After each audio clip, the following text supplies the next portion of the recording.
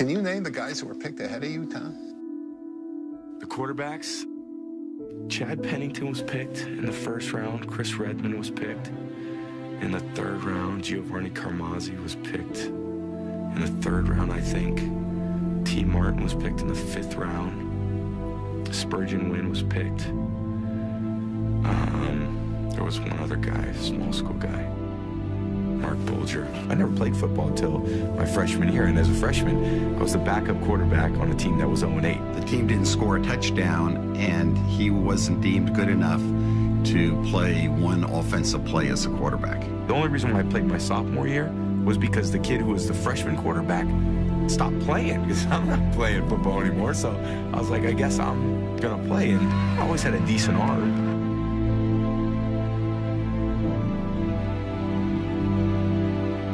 At the combine, when you watch Tom, you saw this tall, gangly looking kid, looked like haven't ever seen a weight room. Ran a 5.2 something, one of the slowest quarterbacks in the combine. Does he wow you throwing the ball? Mm-mm. There were some other guys that could shoot it, and he had just an okay arm. Did his coaches at Michigan really stand on the table and say, this is the greatest thing since Joe Montana? Not even close. His 40 time and that vertical jump in 32 years of doing this, we talked about 576 quarterbacks. He was number 576.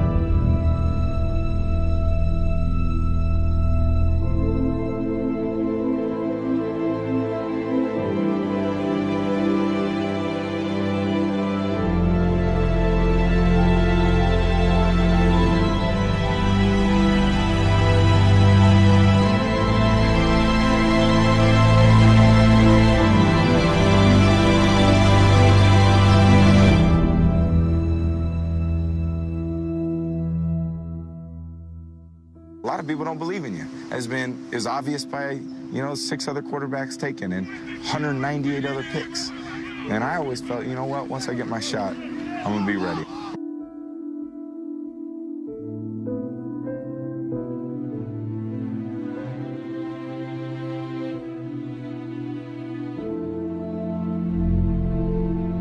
This skinny beanpole of a young man walked over to me and said, "Hi, Mr. Kraft. I want to introduce myself.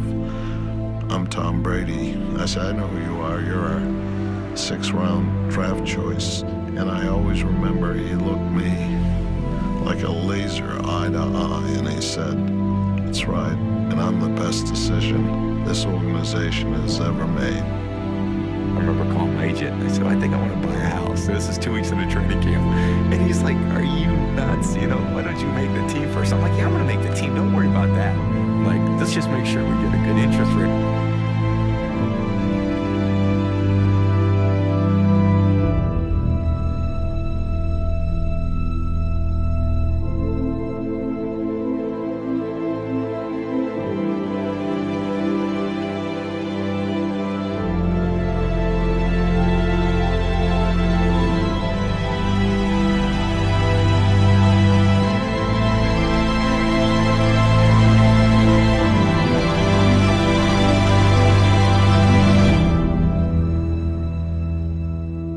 We have breaking news in the world of football. Big news about the really biggest player in the NFL, you could say. The Second Circuit Court of Appeals here in New York has reinstated the suspension on Tom Brady. The 4-game suspension imposed by Commissioner Roger Goodell for the Deflategate. Played quarterback at his age. How about Tom Brady? Tom Brady will fall off a cliff, and it might be this year. Well, here's the interesting thing. Here's the interesting thing. Oh, my goodness. Go ahead. The reason it's a cliff, and I describe it as a cliff, like Roadrunner, with a little cloud of dust. The reason I describe it that way is because it's not a gradual decline. There are no signs of it, and that's going to happen to Tom Brady, just like it happens to everyone else and has happened to everyone else who has ever lived.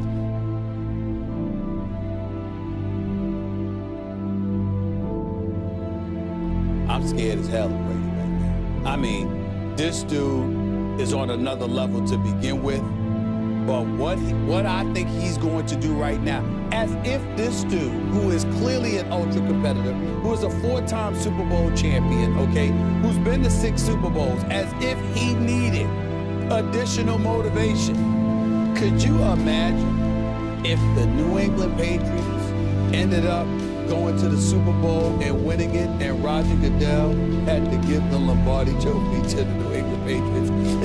I think the New England Patriots as an organization are the type of organization that would make sure, you know how the coach and the owners there, I think they'd move aside just so Tom Brady could stand there, and Goodell had to give him the Lombardi Trophy. I mean, this is the kind of motivation that can really spark a dude. And Brady's one of those dudes who does not need it.